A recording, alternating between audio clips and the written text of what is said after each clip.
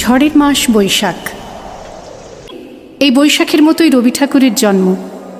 সোনার আশ্বিনে নয়, হিমের রাতের অঘ্রাণে নয়, ফুল রাঙানো ফাগুনে নয়, এই খর ক্ষিপ্র বৈশাখেই তাঁর জন্ম। এই খ্যাপা বৈশাখের গৈরিক তিলক দিয়েই সাজানো তাঁর জন্মদিনের ললাট। বৈশাখে প্রকৃতির নতুন জন্ম, আমাদেরও নতুন জন্ম এই বৈশাখে, 25শে বৈশাখে, রবি ঠাকুরের জন্মদিনে। দেখতে হয় না ক্যালেন্ডার, জিজ্ঞেস করতে হয় না তারিখটা কবে। আগে থেকেই বুকের মধ্যে সাড়া ওঠে, 25শে বৈশাখ আসছে, রবি ঠাকুরের জন্মদিন।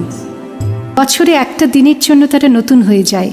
চারপাশে নীলে লালে সবুজে হলুদে রঙিন ফুলের আলপনা, মাঝখানে খয়েরি রঙের সুতোয় রোজ দুপুরের না ঘুমানো চোখে কাজের ক্লান্ত অবসরে বোনা হয়ে চলেছে সেই 4টে লাইন।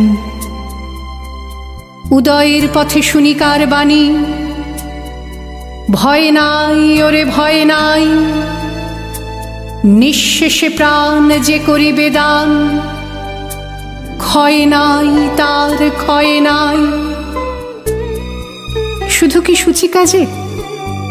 না, বিদেশকে চোখের সামনে দৃষ্টান্ত করে রাখার আন্তর্জাতিকতা রবি ঠাকুরের। আমাদের সংস্কৃতিকে মাটির কাছাকাছি এগিয়ে নিয়ে যাওয়ার সংকল্পে রবি ঠাকুর, আমাদের সভ্যতাকে দানবের হাত থেকে ছিনিয়ে নেওয়ার সংগ্রামে রবি ঠাকুর। আকাশে মাটিতে মনে এত যে বৃষ্টি পড়ে, তার ছন্দ রবি ঠাকুরের। এত যে ফুল ফোটে, তার গন্ধ রবি ঠাকুরের। তাই প্রতিদিনই তাঁর জন্ম, কোনো দিনই তাঁর মৃত্যু নেই। কালের কালা পাহাড় এসে কোনো দিন যদি ভারতবর্ষ থেকে সমস্ত ঠাকুরের পুজোর প্রদীপ নিভিয়ে দিয়ে যায়, তবু একটি ঠাকুরের বেদি চিরকাল থাকবে মাটির সঙ্গে গাঁথা। কোন ঠাকুর? রবি ঠাকুর। রবি ঠাকুর।